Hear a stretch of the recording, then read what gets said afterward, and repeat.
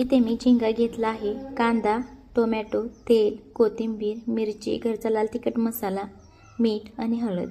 आता इथे कढईमध्ये झिंगा भाजून घ्यायचा आणि स्वच्छ धुवून घ्यायचा। आता कढईमध्ये तेल घालून घ्यायचं आणि लगेचच त्याच्यामध्ये मिरची घालून घ्यायची। मिरची थोडीशी फ्राय झाली की लगेच त्याच्यामध्ये कांदा घालून घ्यायचा आहे।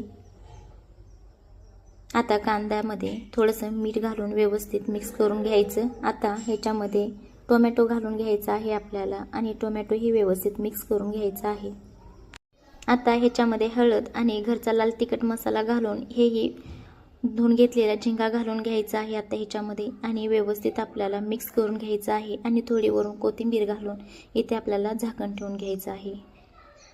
आता इथे झाकण काढून आणखीन एकदा मिक्स करून घ्यायचं आहे आणि पहा किती छान आपला झिंगा तयार आहे।